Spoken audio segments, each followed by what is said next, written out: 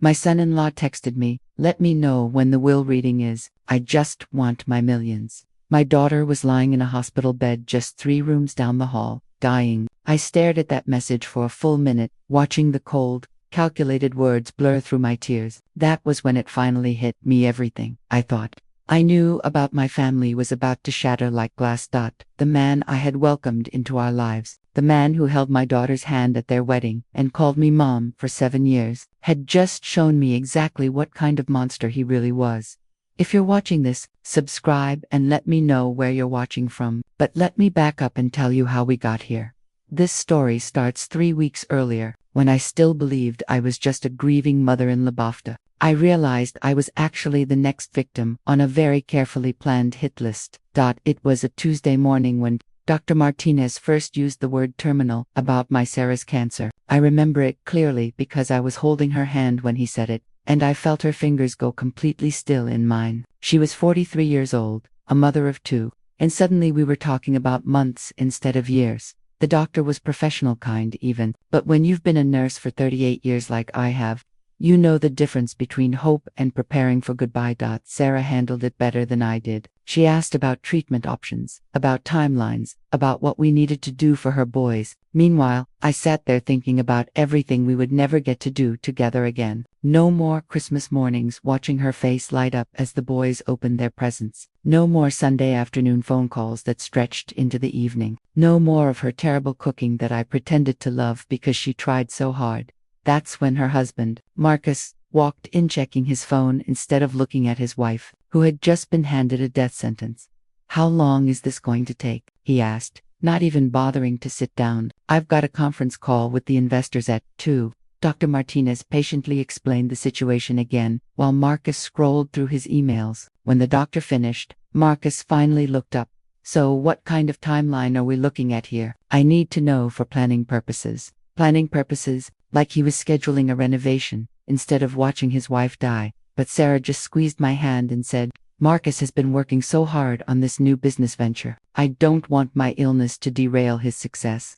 Even then, even knowing what I know now, part of me thought maybe I was being too harsh. Maybe people process devastating news differently. Maybe his coldness was just shock. And underneath it all, he was falling apart like the rest of us. But when we left the hospital, and he immediately started making phone calls about repositioning assets and adjusting, something cold settled deep in my stomach. That night, instead of cooking for Sarah like he usually did, Marcus ordered Chinese takeout, saying he was too stressed to focus on meal prep. When I offered to make her favorite soup, he waved me off. We're trying to maintain normalcy here, Mom. Sarah doesn't need to be treated like an invalid yet. Yet, as if he was already counting down the days, the next 3 weeks passed in a blur of doctor appointments, insurance paperwork, and watching my daughter pretend everything was normal, while her husband acted like a man preparing for something other than grief. Marcus started working late every night, insisting that the new business needed his full attention during this crucial phase. He'd come home after Sarah was asleep, grab a beer, and spend hours on his laptop doing what he called essential planning. When I suggested he might want to spend more time with his wife while he still could, he looked at me like I'd suggested he'd quit his job and become a street performer. Joanne, someone has to think about the practical matters, he said. Sarah's medical bills are going to be substantial. The boys' college funds can't just evaporate because we're being emotional instead of strategic. Strategic. He used that word constantly during those weeks. Everything was strategic planning, strategic positioning, strategic thinking. Not once did I hear him talk about love, or grief, or how much he was going to miss her, but it was the phone calls, the ones he thought I couldn't hear, that really started to worry me. There were hushed conversations that stopped the second I walked into a room, quiet references to timeline acceleration and moving up the schedule. When I asked Sarah about it, she just gave me a sad little smile and said, Marcus was trying to secure their financial future before the medical bills started piling up. He's being so responsible. Mom, she told me one afternoon while Marcus was supposedly at another investor meeting. I know he seems distant, but he's just trying to take care of everything, so I don't have to worry. I wanted to shake her. I wanted to tell her that responsible husbands don't talk about timelines and asset repositioning while their wives are dying. Responsible husbands hold hands and cry. They make bucket lists. They spend every possible moment soaking up whatever time they have left.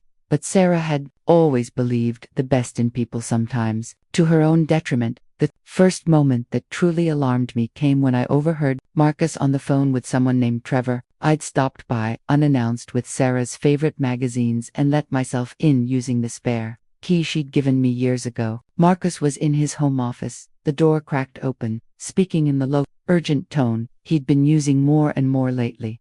"No, we can't wait that long," he said. "The window is narrowing faster than we anticipated. We need to move to phase 2 by next week at the latest." Phase 2. I stood frozen in the hallway, the magazines pressed to my chest, trying to understand what sounded less like business planning and more like military strategy. "The documentation is already in place," Marcus continued. "Once the main obstacle is removed, everything else should proceed smoothly. The beneficiary changes were processed last month, and the insurance company confirmed the policy is fully active." Beneficiary changes, insurance policies, main obstacle removed. My blood went cold as I finally understood what I was hearing. The main obstacle wasn't a business competitor or a financial hurdle. The main obstacle was my daughter. I backed away slowly, my heart pounding, my thoughts spiraling. When Sarah came downstairs about 20 minutes later, pale and thin, but still beautiful, still trusting, I couldn't bring myself to tell her what I'd heard. How do you tell your dying daughter that her husband might be planning to help her along? So instead, I smiled. I handed her the magazines. I told her I loved her. All the while, my mind screamed warnings I didn't yet have the courage to voice. That was my first mistake. It wouldn't be my last. Sarah died on a Thursday morning in March. Both boys were holding her hands. I was stroking her hair. Marcus stood by the window, making what he claimed was an urgent business call. Even in her final moments, he couldn't be fully present. When the monitors went flat and the nurses came in with their gentle efficiency, Marcus ended his call and approached the bed with what I can only describe as carefully practiced grief. "I'm so sorry for your loss," the doctor said to both of us. Marcus was already checking his watch. "What happens next?" he asked. "In terms of procedures, timeline for arrangements, and that sort of thing." The doctor looked taken aback by his clinical tone, but explained about death certificates and notifying the funeral home. Marcus nodded, listening like he was being briefed for a project presentation. Meanwhile, I sat there trying to comprehend that my daughter was gone, really gone, and her husband was treating her death like a business transaction. The boys, 13 and 11, were devastated but somehow handling it better than their father was pretending to. Jaime, the older one, kept asking when Daddy was going to stop making phone calls and help plan the service. Tyler, my sensitive youngest grandson, just stared at Marcus with a puzzled expression, like he was trying to solve a riddle. "Dad seems happy," Tyler whispered to me while Marcus was in the hallway, supposedly handling urgent arrangements. "Is that normal when somebody dies?" I didn't know how to answer that without planting suspicion in the mind of a grieving 11, so I just held him tighter and promised we'd get through this together, all of us. Even though I was starting to doubt Marcus belonged in that equation. The funeral was scheduled for the following Tuesday. Marcus insisted on handling all the arrangements himself, claiming he wanted to spare everyone else the burden of making difficult decisions. When I offered to help with the flowers, the programs, anything at all, he politely but firmly refused. "I've got everything under control, Mom," he said, using that calm, patient tone people use when they're managing someone they consider incapable. "The best thing you can do is focus on supporting the boys through this difficult transition." Even grief had become corporate language in his mouth. But it was the conversation about the guest list that finally convinced me something was seriously wrong. I assumed we'd be notifying Sarah's college friends, her book club, the neighbors who had become like family over the years. Instead, Marcus handed me a list of names I had never heard before. Business associates, Marcus explained. People who, according to him, had been important to Sarah's life in ways I apparently didn't understand. "What about Jenny and Rebecca from her book club?" I asked. "They've been calling every day asking about the arrangements." Marcus waved a dismissive hand. "Sarah outgrew those relationships years ago. She told me she found their conversations superficial and draining. This service needs to reflect who she really was in her final years, not who she used to be." I stared at him in disbelief. Sarah had been talking about her book club just a week before she died. laughing about how Jenny always picked romance novels while Rebecca insisted on Russian literature. They'd been planning to read The Seven Husbands of Evelyn Hugo together after Sarah finished her next round of treatment. I think you're mistaken about her feelings toward her friends, I said carefully. Marcus's expression hardened just enough to remind me that, technically, he was the widower Herand.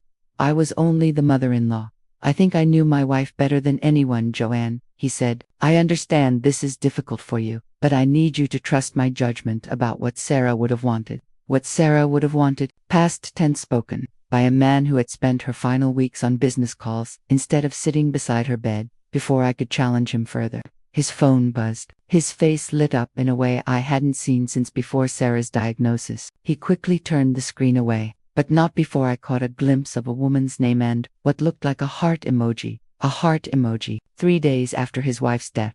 That was the moment I knew for certain that everything I'd suspected about Marcus was true and, probably worse than I'd imagined. That the funeral was scheduled for 10 o'clock Tuesday morning. At 9:30, I sat in the front pew of St. Mary's Catholic Church, the same church where Marcus and Sarah had been married 7 years earlier. Relatives and friends file in to say goodbye. Boys sat beside me in their black suits. Jaime tried to be strong for his younger brother, while Tyler clutched the small photo of Sarah I'd given him. At 9:45, there was still no sign of Marcus. Where's Dad? Jaime asked, his voice cracking slightly. He's supposed to speak first. I checked my phone. No messages. No missed calls. I'd tried calling him twice that morning to confirm the timing, and both calls had gone straight to voicemail. I'm sure he's just running a little late, I told the boys, even as my stomach churned with anxiety and a growing sense that something was very wrong. At 9:58, Father Mackenzie approached our pew with a concerned expression. Mrs. Patterson, we really need to begin. Do you know where Marcus is? Before I could answer, my phone buzzed. A text from Marcus. I opened it with trembling fingers, expecting an explanation: traffic, car trouble, some emergency that had delayed him. Instead, I read 7 words that changed everything. Family emergency. Start service without me. Sorry. Family emergency. His wife was being buried that day, and he was somewhere else dealing with the family emergency. I showed the message to Father Mackenzie. He looked appropriately shocked but quickly regained his professional composure. Well, he said quietly, I suppose we'll need to adjust the program slightly. Adjust the program, as if the absence of the widower at his wife's funeral was just a minor scheduling issue. The service went on without him. I delivered the eulogy I'd prepared as a backup, and Sarah's sister, who had flown in from Denver, shared memories of their childhood. The boys held up remarkably well, though I could see Jaime's confusion and anger building as the minutes passed, and his father remained mysteriously absent. After the service, we stood outside the church, accepting condolences, struggling to explain Marcus's absence without sounding as lost and bewildered as we felt. Then, my phone rang. Unknown number. Double quotes. Mrs. Patterson. The voice was male, professional, unfamiliar. Yes, my name is Detective Rodriguez with the County Sheriff's Department. I'm calling about Marcus Patterson. Are you his My blood went cold. Yes, I said. What's happened? Is he hurt? No, ma'am, he's not hurt, but we wanted to inform you that we currently have a woman named Crystal Morrison in custody following a domestic disturbance call at a hotel about 30 miles outside town. Both parties were intoxicated and apparently got into an argument that resulted in property damage. I stood there in my black funeral dress, surrounded by flowers, sympathy cards, and people offering condolences for my daughter's death, while a police officer explained that my son-in-law had been arrested at a hotel with another woman on the day of his wife's funeral. Ma'am, are you still there? Yes, I managed to whisper. I'm here. He's asked us to contact you regarding bail arrangements. Apparently, his regular attorney was unavailable that day. Bail arrangements. While Sarah's body was being lowered into the ground, Marcus was calling me from jail, asking for bail money so he could continue his hotel tryst with Crystal Morrison. Double quotes. Mrs. Patterson. I looked down at my grandsons. They were still too young to understand the full depth of their father's betrayal, but old enough to know that something terrible was happening, something beyond just losing their mother. Tell Mr. Patterson, I said clearly, that he can call someone else for help. I'm at his wife's funeral. Marcus showed up at my house the very next evening. He was still wearing the wrinkled clothes from his night in jail, reeking of desperation mixed with whatever cheap cologne Crystal Morrison apparently favored. I watched him through my front window as he stood on my porch, checking his phone, running his hands through his unwashed hair, and pacing before finally working up the nerve to ring the doorbell. I let it ring 3 times before answering. Call it petty, but after listening to my grandsons cry themselves to sleep the night before because their father had missed their mother's funeral for a woman named Crystal, I figured Marcus could wait a few extra seconds. Joanne, he said when I finally opened the door, his voice slipping into that practiced tone of wounded sincerity I was beginning to recognize as his default setting for difficult conversations. We need to talk, do we? I replied, making no move to invite him inside, because I thought you might still be busy with your family emergency. His face flushed red, but he pushed on. Look, I know how this looks, but you don't understand the whole situation. Crystal and we're business partners. She's been helping me navigate some complex financial arrangements related to Sarah's estate. Yesterday was supposed to be a brief meeting to finalize some urgent paperwork before the banks opened this morning. Business partners, estate planning, urgent paperwork. Even his lies were wrapped in corporate language. And this urgent paperwork required you to be intoxicated at a hotel 30 miles away during your wife's funeral, I asked. We were celebrating closing a major deal that's going to secure the boys' college funds, he said, his voice growing more confident as he settled into the story. Sarah would have wanted me to prioritize their financial future, even if it meant missing some of the ceremonial aspects of the day. Ceremonial aspects. He was calling his wife's funeral ceremonial aspects. I stared at him for a long moment. This man I had welcomed into my family, this man I had trusted with my daughter's happiness and my grandson's well-being, standing there in a rumpled shirt, delivering rehearsed explanations. He looked smaller somehow, not physically but diminished, the way people shrink once you finally see them for who they are. Where are the boys? I asked. They're fine, he said quickly. They're staying with Crystal for a couple of days while I sort out some business matters. She's great with kids, and I thought a change of scenery might help after yesterday's difficult events. The boys were staying with Crystal, the woman he'd been arrested with while his wife was being buried, the woman he claimed was just a business partner yet somehow qualified to care for his grieving children. I want to see them, I said. That's actually part of what I wanted to talk to you about. Marcus's expression shifted, becoming sharper, more calculated. I've been thinking about what's best for Jaime and Tyler during this transition period, and I'm concerned that too much contact with people from Sarah's side of the family might make it harder for them to adjust to their new normal. New normal. Transition period.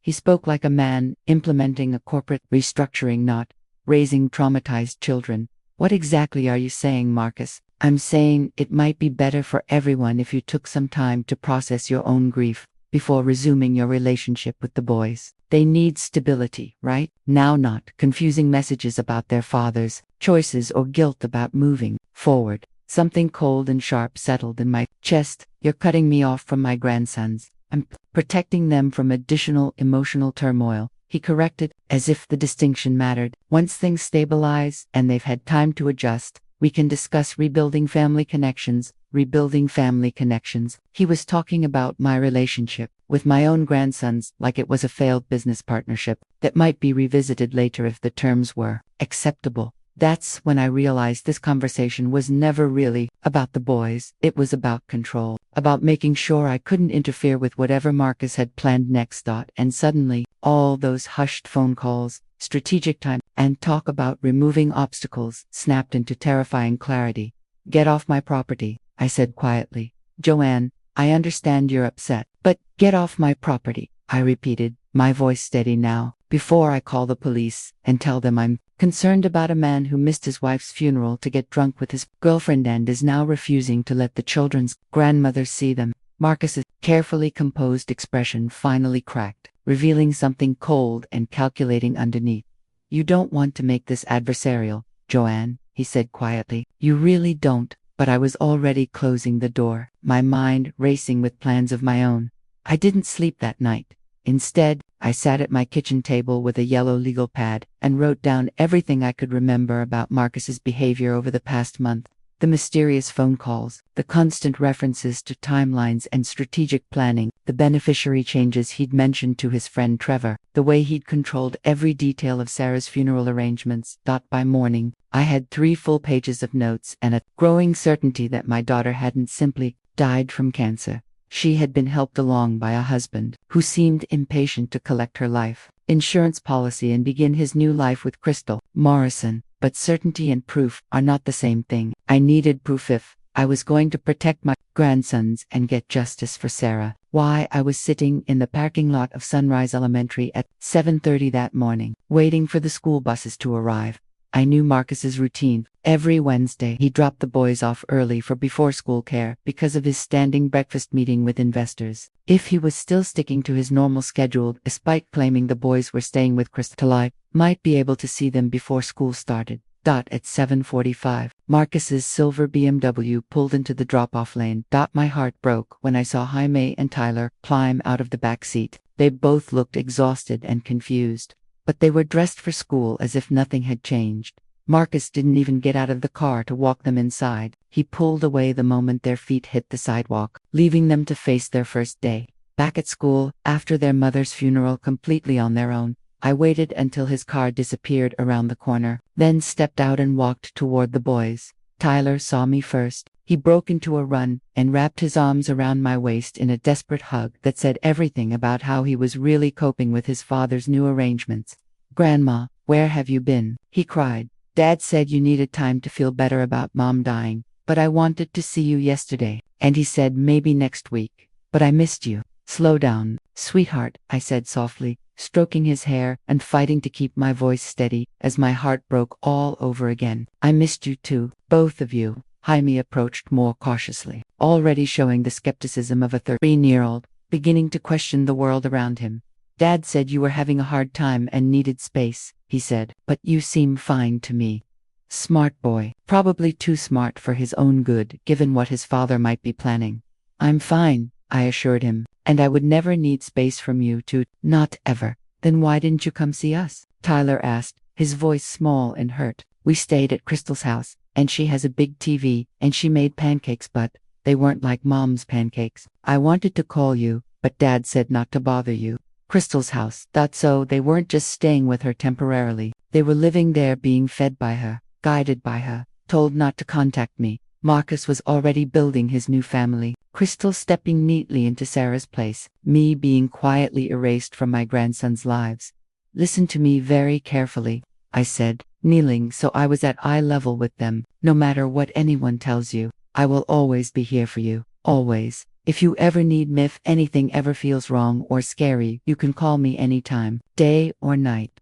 I pulled 2 small cards from my purse and handed one to each of them.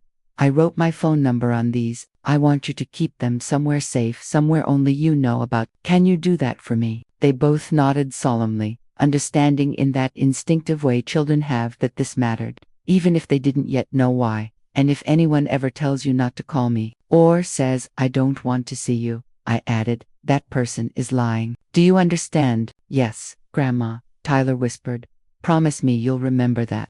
"We promise," Jaime said, and I could see it in his eyes. He was beginning to understand that something was very wrong with his father's version of events. I hugged them both one last time, breathing in their familiar scent of shampoo and childhood, committing the feel of their arms around me to memory just in case it would be the last time for a while. As I watched them disappear into the school building, I made a decision that would change everything. I was done being the passive, grieving mother-in-law and trusting other people to do the right thing. It was time to fight back, and the first step was getting the proof I needed to expose exactly what kind of man Marcus Patterson really was. I pulled out my phone and dialed a number I'd found online the night before. "Hartley Private Investigations." A woman's voice answered. "How can we help you?" "I need to hire someone to investigate my son-in-law," I said. "I believe he may have murdered my daughter." Rebecca Hartley looked exactly like what you'd expect from a private investigator who specialized in insurance fraud and suspicious deaths. Sharp and no-nonsense, silver hair pulled back into a practical bun. She had the kind of handshake that said she'd seen every variety of human garbage and wasn't impressed by any of it. "Mrs. Patterson," she said, settling into the chair across from me at my kitchen table, a file folder and digital recorder in front of her. "Tell me why you think your son-in-law killed your daughter." I spent the next hour laying everything out, the hushed phone calls about timelines and removing obstacles, The beneficiary changes Marcus had mentioned, his absence from the funeral, the immediate appearance of Crystal Morrison, the way he was systematically cutting me off from the boys while positioning his girlfriend as their new mother figure. Rebecca took notes without interrupting, occasionally asking for dates or specific names. When I finished, she leaned back and studied me with those sharp, assessing eyes. "How much do you know about your daughter's insurance policies?" she asked. "I know she had life insurance through Marcus's company," I said. "Something substantial." She never told me the exact amount.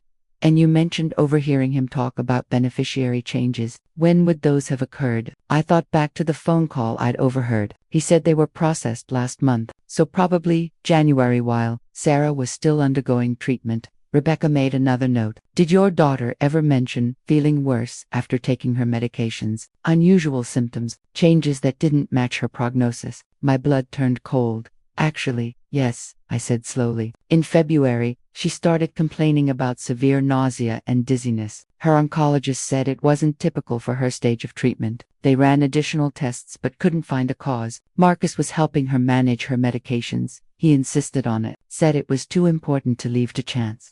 The memory hit me like a physical blow. Marcus, hovering over Sarah's medication schedule, bringing her pills with water every morning and every evening, making sure she never missed a dose of what he claimed were her prescribed treatments. "Mrs. Patterson," Rebecca said, "I'm going to need a few days to run some preliminary background checks and verify certain details. In the meantime, you need to be very careful around Marcus. If your suspicions are correct, you've just positioned yourself as a potential threat to his new life with Ms. Morrison." She handed me her business card. "Don't contact him directly about the boys or anything else. Don't let him know you've hired an investigator. Just live your normal life and let me do the digging." That evening, as I sat alone in my empty house thinking about Sarah's strange symptoms and Marcus's insistence on controlling her medications, my phone rang. Unknown number again, but this time, I was almost expecting it. "Mrs. Patterson," the woman said, "this is Dr. Elizabeth Chen from the County Medical Examiner's office. We received an anonymous tip suggesting we should take another look at your daughter's case." My heart began to pound.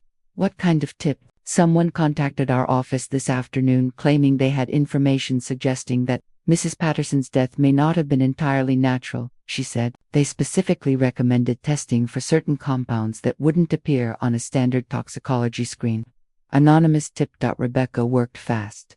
"What happens now?" I asked. "With the family's permission, we can run additional tests on preserved tissue samples from the autopsy," Dr. Chen explained. "The process takes about a week, but it would give us definitive answers about whether any foreign substances contributed to your daughter's death." I thought about my grandsons living with a man who might have poisoned their mother. I thought about Crystal Morrison helping raise children whose father could be a murderer. I thought about Sarah loving, trusting, right until the end, never suspecting that the man she depended on was slowly killing her. "You have my permission," I said. "Test for everything." Rebecca called me 3 days later. My hands shook so badly, I had to set my coffee cup down when I answered.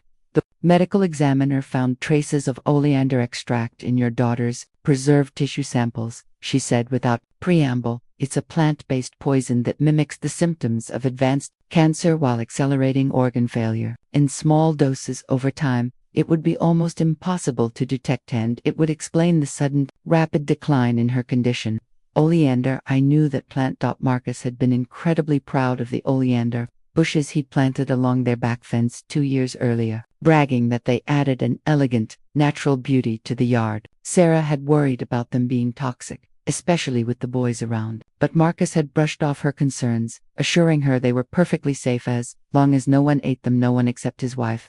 "Apparently, there's more," Rebecca continued. "I've been digging into Marcus's financial situation and his relationship with Crystal Morrison. The life insurance policy on your daughter was for $2 million, not the modest amount she likely believed it was. $2 million. And Crystal isn't just his girlfriend," Rebecca went on. "She's a licensed insurance claims adjuster. She's worked on every single one of Marcus's policies for the past 3 years." "Insurance claims adjuster," I repeated, the pieces finally locking into place. "They've been planning this for a long time," Rebecca said. "I found records showing Crystal visited your daughter's doctor's offices as Marcus's representative. She asked detailed questions about treatment options and prognosis. She was gathering information so they could time everything perfectly." My daughter hadn't just died. She'd been murdered by her husband and his accomplice. To people who had spent months carefully planning her death while pretending to support her through cancer treatment, they had used her illness as cover, slowly poisoning her, then positioned themselves to collect millions in insurance money while taking custody of her children. What about the boys? I asked, my voice barely louder than a whisper. That's what worries me most, Rebecca said. If Marcus and Crystal were willing to kill for $2 million, they may see the boys as either additional obstacles or additional opportunities. My stomach dropped. Your grandsons are the primary beneficiaries of your daughter's estate until they turn 18, she continued. If anything were to happen to them, everything would revert to Marcus as the surviving parent. The room began to spin. Are you saying he might hurt the children too? I'm saying we need to move fast, Rebecca replied. I've already contacted Detective Rodriguez at the Sheriff's Department with our findings. They are preparing arrest warrants for both Marcus and Crystal, but coordinating with the medical examiner and the insurance fraud division will take another day or two. A day or two might be too long, I said, thinking about Tyler slipping my emergency phone number into his backpack, thinking about Jaime's growing suspicion that something wasn't right with his father. I agree, Rebecca said, which is why I'm recommending immediate action to protect the boys. Do you have any legal grounds to request emergency custody? I thought about Marcus's neglect, his absence from the funeral, his decision to move the boys in with a woman they barely knew. Probably not enough for a court order, I admitted. Then we need to be creative, Rebecca said. When was the last time you saw the boys? Wednesday morning before school. Do you know their schedule? A time when they'll be somewhere Marcus can be separated from them. I thought about Tyler's Little League season, the tournament Sarah had been so excited about before she got too sick to attend. This Saturday is the championship game at Memorial Park, I said. Tyler's been talking about it for weeks. Even with everything going on, Marcus wouldn't dare miss it without looking like a terrible father. Rebecca nodded. Perfect. Public place. Plenty of witnesses. If we time it right, law enforcement can take him into custody while the boys are safely with you. As we discussed the details, I felt something I hadn't experienced since this nightmare began. Hope mixed with anticipation. Marcus Patterson thought he'd committed the perfect crime in his inconvenient wife while setting himself up for a comfortable new life with his accomplice and his victim's money. But he'd made one critical mistake. He'd underestimated exactly how far a grandmother would go to protect her grandsons and to get justice for her murdered daughter. Saturday was going to be very interesting. Saturday morning arrived, crisp and clear, perfect weather for a Little League championship and a long overdue reckoning. I dressed carefully, pulling on my favorite red sweater. Sarah always said it brought out my eyes. Then I drove to Memorial Park 30 minutes early and claimed a seat in the bleachers where I could see everything. Marcus arrived at 10:15 with the boys and Crystal. Was the first time I'd seen her in person. She was younger than I expected, maybe in her mid-30s, with a carefully calculated attractiveness, expensive highlights, strategic cosmetic work. She wore jeans and a team t-shirt, fully committed to playing the supportive stepmother role, like someone who had practiced it in front of a mirror. Tyler spotted me immediately and started to wave, but Marcus grabbed his arm and said something that made my grandson's face fall. From where I sat, about 20 feet away, I couldn't hear the exact words, but I didn't need to. I could read the message clearly in the boy's body language: disappointment, confusion, that specific kind of hurt that comes from being told the person you love doesn't want to see you. Krista leaned down and whispered something to Tyler. He nodded, reluctantly. Then she straightened and scanned the crowd until her eyes landed on mine. For a moment, we just stared at each other across the baseball diamond.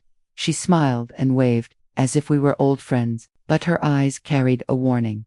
The game started badly for Tyler's team. They fell behind early. Tyler struck out in the first inning, clearly distracted and upset. Marcus shouted encouragement from the sidelines, performing the role of devoted father for the other parents. But I noticed the calculating way he kept checking his phone, the way his eyes tracked the park entrances instead of the field in the third inning. My phone vibrated.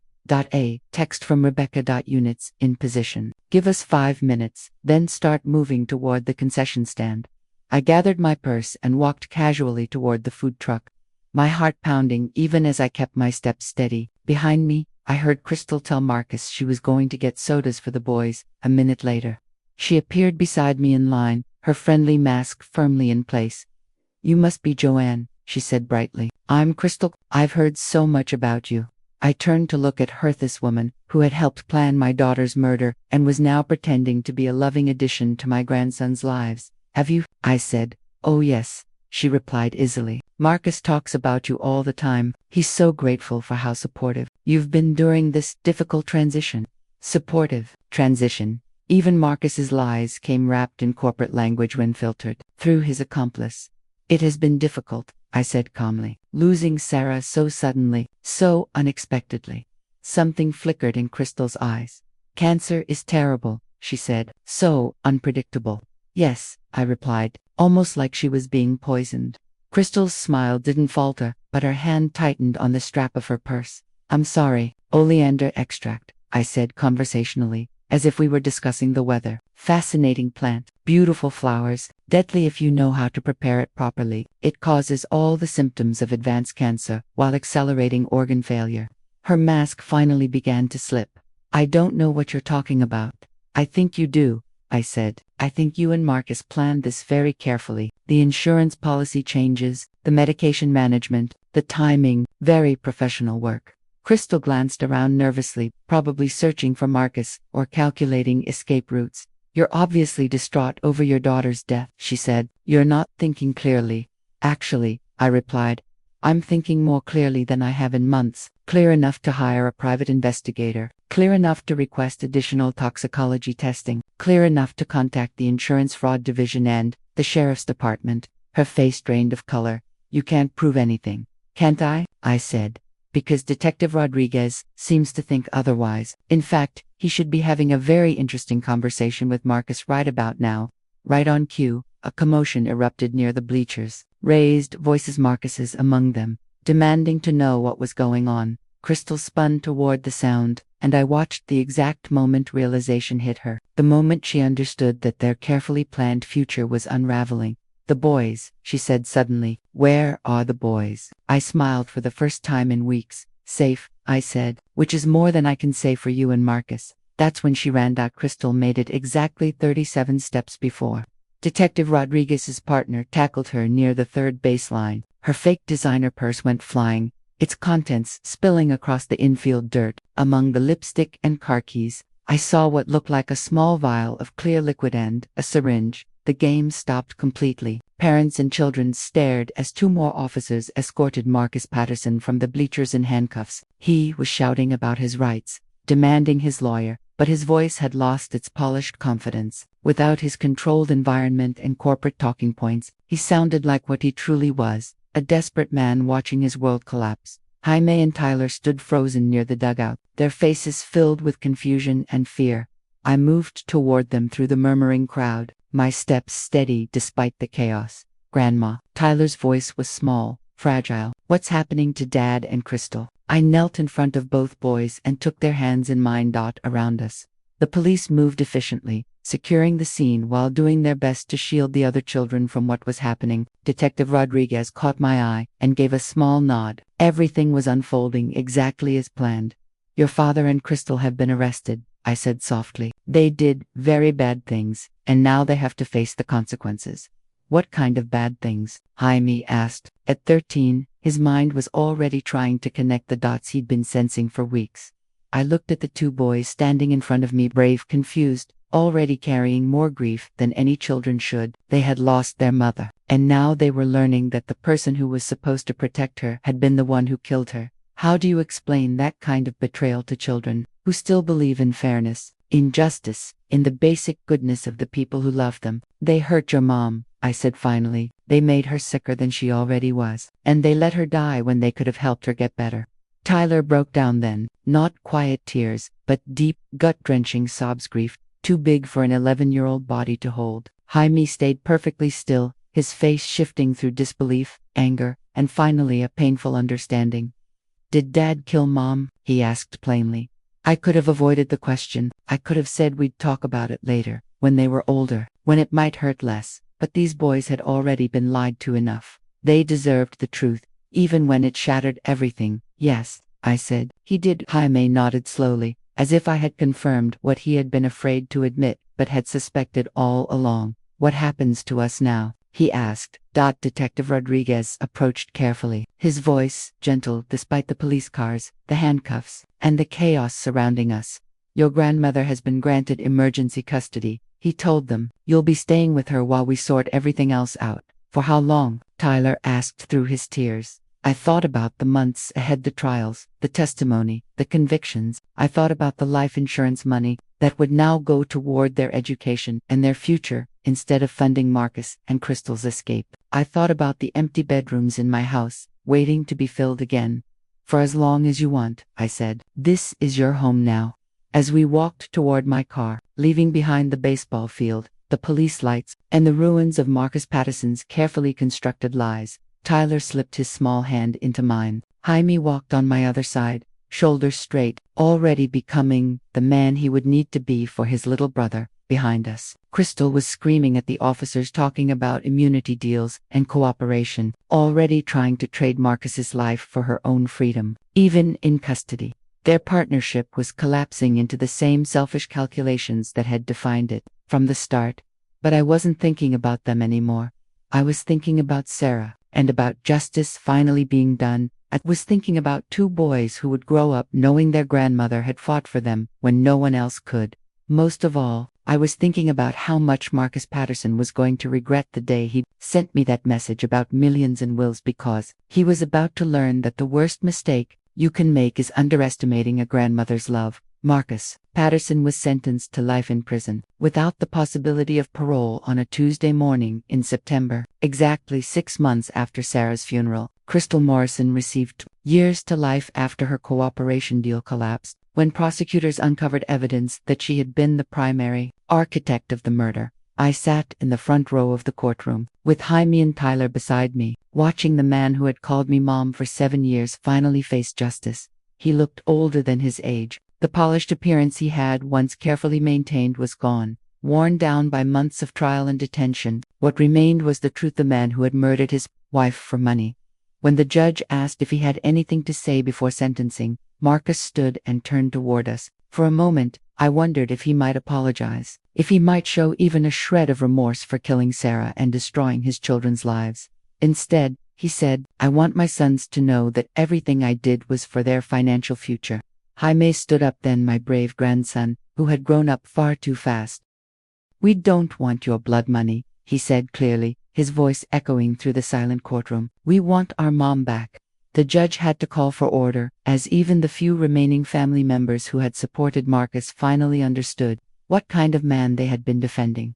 Tyler stayed seated beside me, but I felt his small hand tighten around mine, a quiet show of support for his brother's words. That afternoon, we went to Sarah's grave together for the first time since the arrests. I had waited for this moment until we could visit her as a family. With the truth finally out and justice finally served, the boys brought drawings they'd made during the art therapy sessions their school counselor had suggested. I brought yellow roses, the same kind I used to bring for their grandfather when they were little. Do you think she knows? Tyler asked as we arranged the flowers on the headstone. About Dad going to jail and everything. I looked at my daughter's name carved into the granite, at the dates that framed a life cut far too short by the man who had sworn to love and protect her. I think she knows we fought for her, I said, and I think she knows you boys are safe now.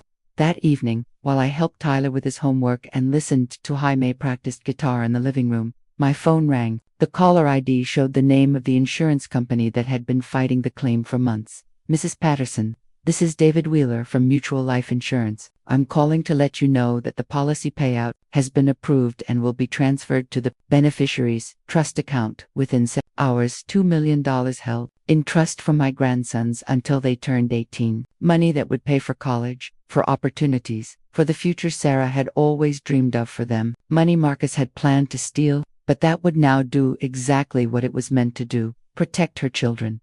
After I hung up, I sat alone in my kitchen and looked around the house. It had been too quiet for too many years. Now it was full again: homework questions, video game sounds, arguments about bed, the beautiful chaos of a family slowly rebuilding itself after tragedy. My phone buzzed with a text message. For just a second, my chest tightened as I remembered that final text from Marcus about wills and millions.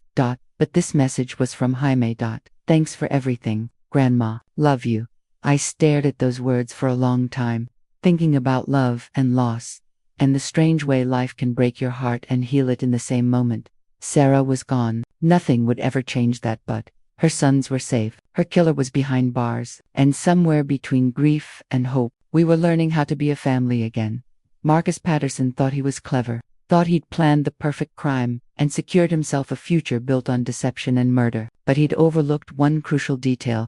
Never underestimate a grandmother who has nothing left to lose and everything to fight for. Justice, it turns out, is best served by someone who knows exactly how to use every weapon she has. And I was just beginning the next chapter of my life.